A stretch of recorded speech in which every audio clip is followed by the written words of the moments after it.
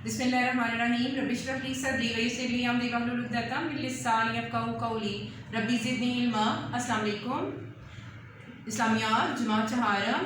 आज हम इसका लेक्चर नंबर 4 करेंगे। तो प्लीज़ बच्चों आप इसकी फहरिस्त निकालें। आज हम बाब सौम सीरतुन नबी इसका पहला सबक पढ़ेंगे, वही का आगाज़।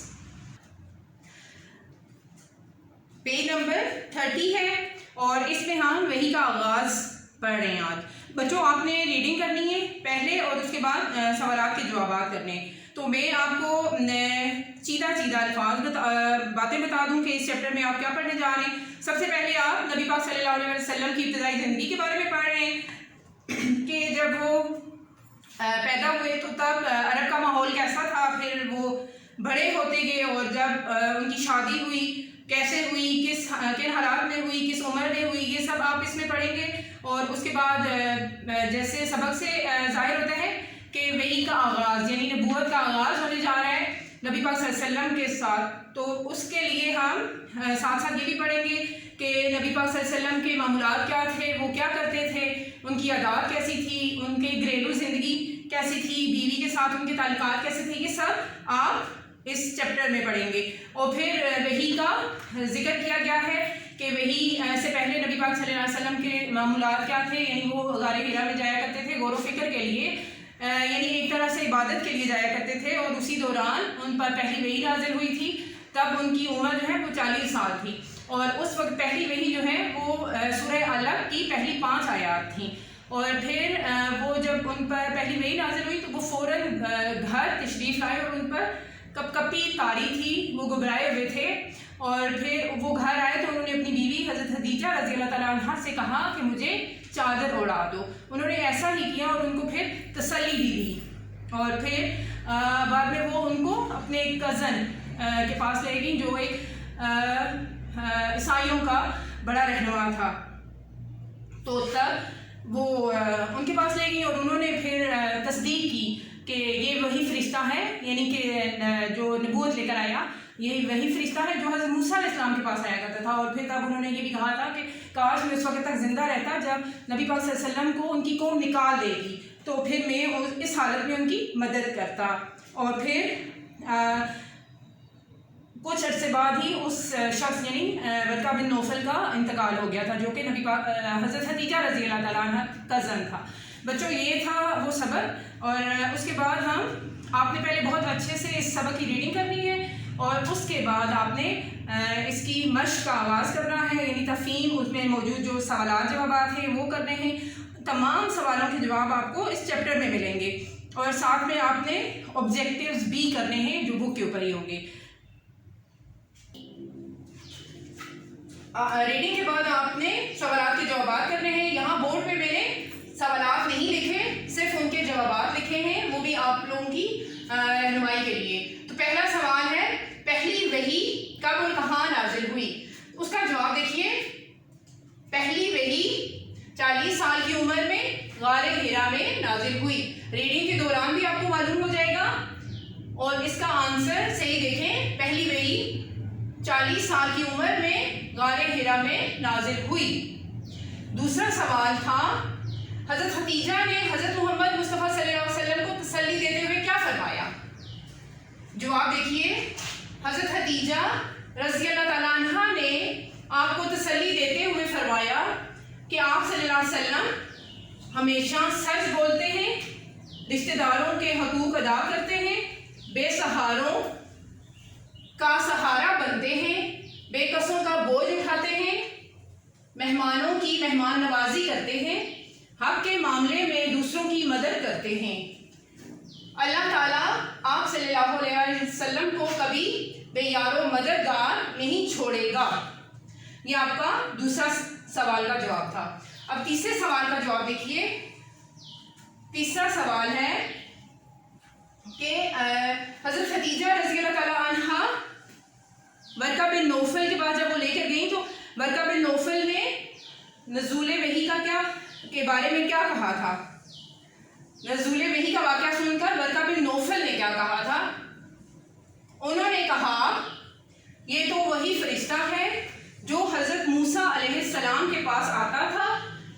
کاش میں اس وقت تک زندہ رہتا جب آپ سلم کی قوم آپ کو شہر سے نکال دے گی۔ تیسرا سوال، یہ تیسرے سوال کا جواب تھا۔ اس کے بعد چوتھا سوال دیکھیے۔ چوتھا سوال دیکھیے، پہلی وحی میں کس سورت کی کتنی آیات نازل ہوئیں؟ تو اس کا جواب دیکھیے بچوں، پہلی وحی میں سورہ علق کی پہلی 5 آیات نازل ہوئیں۔ پہلی وحی میں سورہ علق کی پہلی 5 آیات نازل ہوئیں۔ یہ آپ کے سوالات جوابات تھے۔ اب آپ آبجیکٹیو کے لیے بک پہ دیکھیں۔ پیج نمبر 32 پہ دیکھیے آپ، سرگرمی نمبر 2، درست جواب پر ٹک کا نشان لگائیں۔ پہلا ہے حضرت محمد صلی اللہ علیہ وسلم پر نبوت کی ابتدا کیسے ہوئی؟ آپشن میں ہے سچے خواب آنے پر، عرب قوم کے آپ صلی اللہ علیہ وسلم سے خوش ہونے پر، ورقہ بن نوفل سے ملاقات پر۔ تو درست جواب کیا ہے؟ سچے خواب آنے پر۔ دوسرا ہے نبی کریم صلی اللہ علیہ وسلم کو حضرت جبرائیل علیہ السلام نے کتنی بار سینے سے لگا کر بھیجا؟ آپشن میں ہے 2 بار، 3 بار یا 4 بار۔ درست جواب ہے 3 بار۔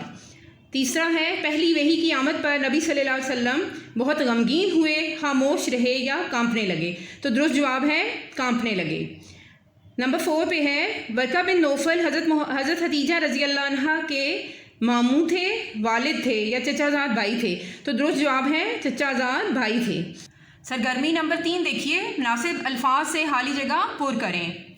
آپ صلی اللہ علیہ وسلم عبادت کے لیے مکہ کے قریب جبل نور کی بلندی پر غار حرا میں چلے جاتے تھے۔ پہلی خالی جگہ میں غار حرا آئے گا۔ حضرت جبرائیل علیہ السلام نے جب نبی پاک صلی اللہ علیہ وسلم کو پڑھنے کا کہا تو آپ سلم نے کہا میں پڑھنا نہیں جانتا۔ دوسری خالی جگہ میں آئے گا میں پڑھنا نہیں جانتا۔ نمبر 3 ہے پہلی وحی کے وقت نبی صلی اللہ علیہ وسلم کی عمر 40 سال تھی۔ تیسری خالی جگہ میں 40 آئے گا۔ نمبر 4 دیکھیے، پہلی وحی کے بعد حضرت ختیجہ رضی اللہ عنہ نے آپ صلی اللہ علیہ وآلہ وسلم کو تسلی دی۔ خالی جگہ میں آئے گا حضرت ختیجہ رضی اللہ عنہ۔ اسی چیپٹر کے ساتھ ہم اپنے پہلے چیپٹر کا باب نمبر 3 کریں گے، جس کا نام اسماء الحسنی ہے۔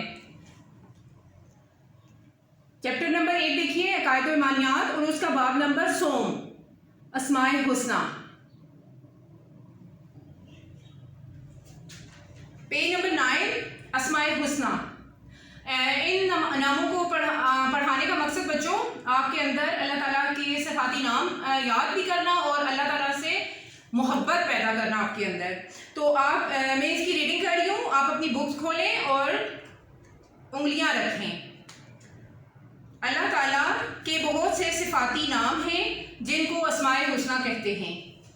اللہ تعالیٰ کے ناموں کو یاد رکھنے اور ان کا مطلب سمجھنے سے بہت سے فائدے حاصل ہوتے ہیں۔ اللہ تعالیٰ کے ناموں سے اس کی شان، بلند مقام اور عظمت کا پتہ چلتا ہے۔ اللہ تعالیٰ کے ناموں سے ہمیں پتہ چلتا ہے کہ وہ کس قدر محبت کرنے والا اور اپنی مخلوق پر رحم کرنے والا ہے۔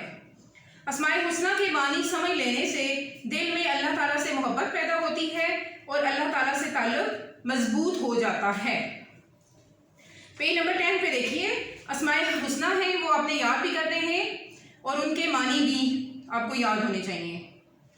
العلی اونچی شان والا، الحکیم بہت ہی حکمت والا، الکبیر بہت بڑا، الودود بہت محبت رکھنے والا، الحفیظ حفاظت کرنے والا، المجید بڑی عظمت والا، المقیت نگہبان نگران، الباعث موت کے بعد دوبارہ اٹھانے والا، الحسیب حساب لینے والا، الشہید گواہ، الجلیل بڑی شان والا، الحق حق پر قائم، الکریم احسان و کرم کرنے والا، الوکیل کام بنانے والا، الرقیب ہر چیز پر نگران، القوی انتہائی طاقتور، المجیب دعائیں قبول کرنے والا، المتین بزرگ و برتر، الواسع وسعت والا، الولی دوست۔ بچوں اب ہم پیج نمبر 11 پہ دیے گئے سوالات اور جوابات کریں گے۔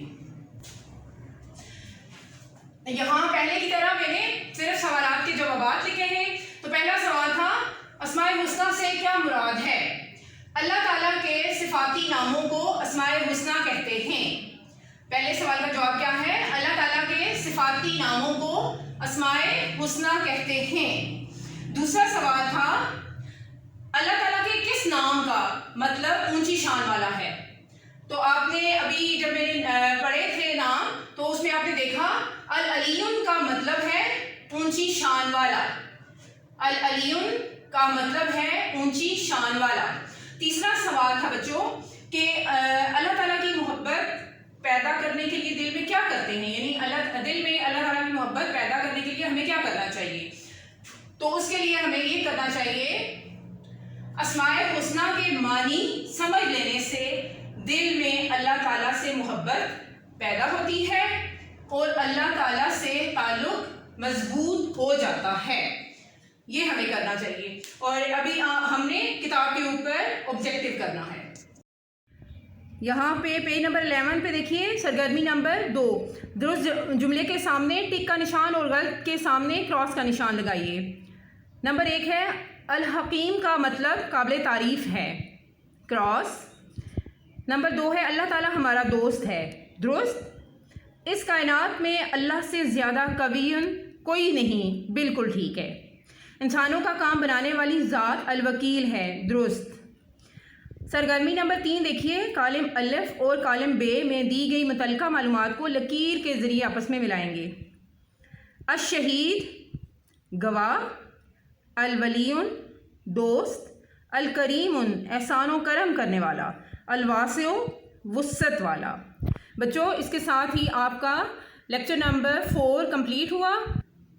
آپ نے اس تمام یعنی یہ دونوں آج ہم نے 2 چیپٹرز مکمل کیے ہیں، تو آپ نے ان دونوں کو بہت اچھی طرح یاد بھی کرنا ہے اور ان کے کوشچن آنسر جو ہیں وہ اپنی نوٹ بک پر ضرور لکھنے ہیں۔